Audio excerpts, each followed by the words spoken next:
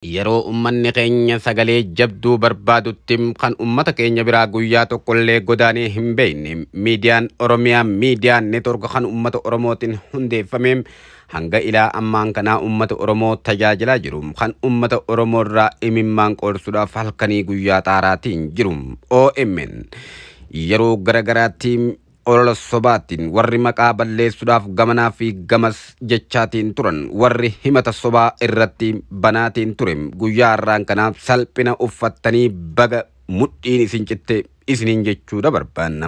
OMN qabsaa saba Oromooti miidiyaa qofa miti.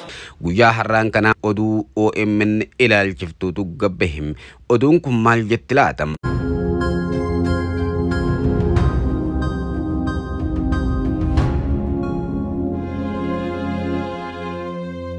Manni murtii Ameerikaa OMN cufsiisuudhaaf himata dhihaate fudhatama dhabsiisee kufaataa iseetiin jiram ajjeechaa artist Haacaaluu Hundeessaa booda hookara mormii biyyattii keessatti uumameef OMN itti gaafatamaa gochuudhaaf himanni baname mana murtii Ameerikaan kufaa taasifameetiin jiram waxabajjii bara 2020 OMN waa'ee ajjeefamuu artist Haacaaluu Hundeessaatii fi taateewwan sana booda hordofuudhaan ta'an hunda gabaasaa turuun kan yaadamu yommuu ta'u kanaanis ammoo mootummaan mormitoota ijoo wayita hidhum humnootiin mootummaa Itoophiyaa waajjira OMN magaalaa Finfinneetti argamuun humnaan seenuudhaan akka cufamu taasisanii gaazexeessitoota OMNs baay'ee isaanii hidhaa turuun kan yaadamudha. Tarkaanfiin OMN afaan qabachiisuu kun ammoo biyya keessatti hin dhaabbanne.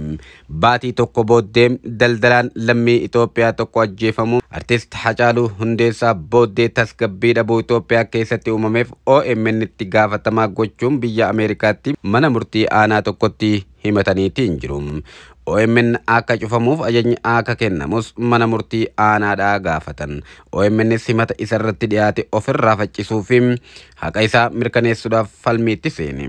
Manni murtii aanichaa himatni OMN irratti baname gabaasni OMN akkamitti fi haala kamiin akka hookara kaase agarsiisu hin dhiyaanne. Himatichi kan murteedhaaf baay'ee ariifateedha. Dabalataanis himanni OMN irratti baname kun eegumsa miidiyaan seera jalatti qabu kaasuudhaaf hingitu jechuudhaan kufaa taasiseetiin jiram. Kana booda himataan gara mana murtii ol aanaa dhaddacha naanna'aatti ol iyyannoo dagalfate.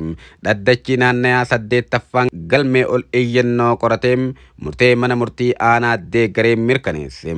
Bu'uruma kanaan dhuma irratti falmii waggaa 2 booddee manni murtii ol aanaan ol iyyannoo kufaa gochuun galmee OMN irratti banamtee turte ziggodee cufeetiin jira. Kaatiliin Rood Virginia bakka bu'ee mana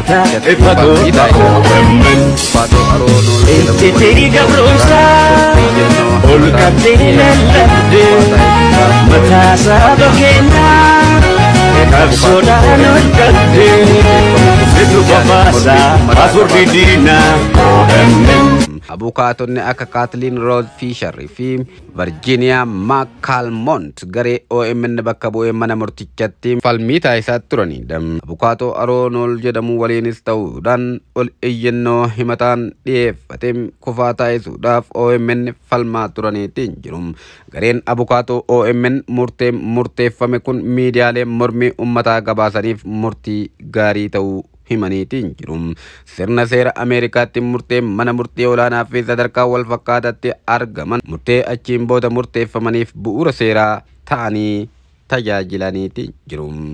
Daarektarri olaanaan OMN obbo Muhammad Abdosh murticha booddee yaada kennaniin ammam OMN xiyyeeffannoo isaa gootuu qabiyyee isaa irratti taasisee hojjetaatiin jedhaniitiin jiru. OMN akkuma duraanis gochaa ture ogummaa ol aanaan sabootaa fi sablammoota Itoophiyaa keessa jiran qaama sagalee ta'uuf barbaadan tajaajiluu itti fufa jedhaniitiin jiru. Ol qabdee lallabdee mataa saba keenyaa qabsoodhaan ol qabdee situ babaasaa paaspoortii diinaa OMN situ babaasaa ejjetii diinaa.